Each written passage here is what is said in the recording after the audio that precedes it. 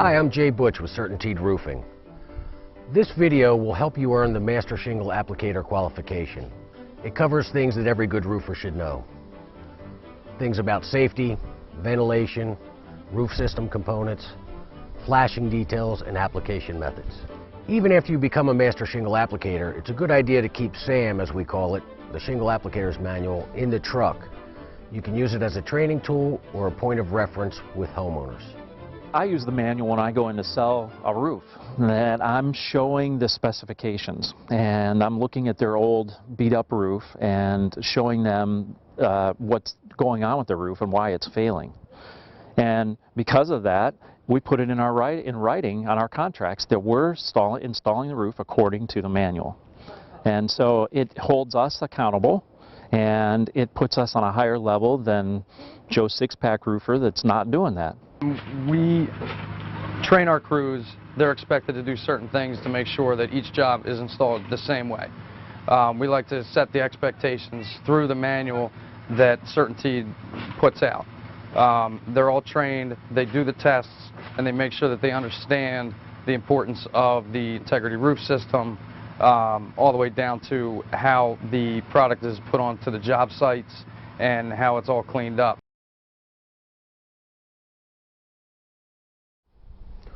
First and foremost, safety has got to be your top priority.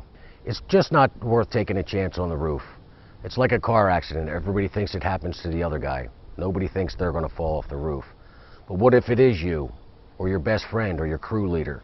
It's not worth taking the chance. Once a week, the crews all get together and we have a on-the-job meeting about safety and OSHA compliance. It's important that I get to send my guys home to see their families, and you know, they're coming to work to make money.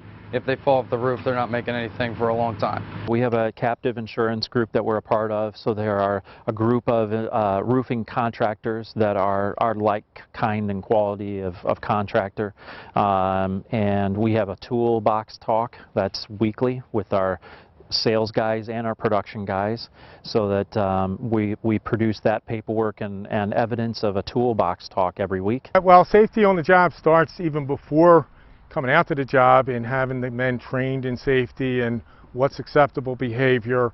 It's ongoing. When my superintendent, who's also my safety guy, comes out, he's always looking for what they're doing and embarrassing them with what they're not doing right.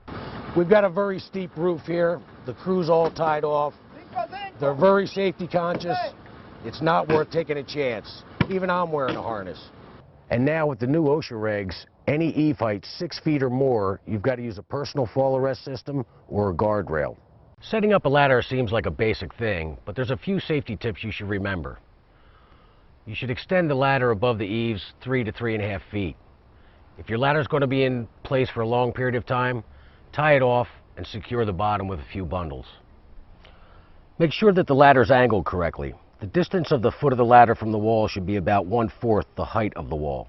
And last but not least, let's talk about dealing with the homeowners. How you conduct yourself, how you answer their questions, how the crew conducts themselves. Things like loud music, smoking on the job, throwing cigarette butts in the yard. It's all very important to that consumer. The average consumer buys 1 or 2 roofs in her life.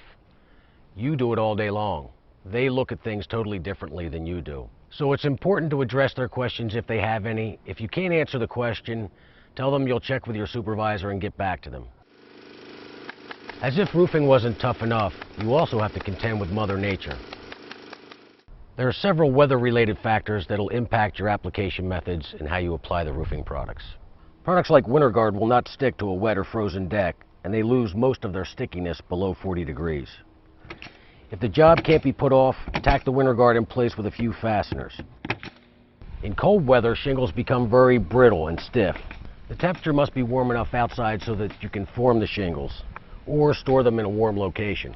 Also, the shingles may not seal down right away, and the tabs can be lifted by the winter winds. When using nail guns, you run the risk of nails blowing through the brittle shingles. So to prevent this problem, some installers will switch to hand nailing in the winter. In the hot summer months, you've got other hazards to contend with. You've got dehydration and burning hot shingles. The rooftop temperature can be 50 to 75 degrees above the ambient temperature. You need to take precautions to avoid scuffing your shingles. Use cushions, soft-soled shoes, and if it's an approved application method, you can use the racking method to stay off the shingles.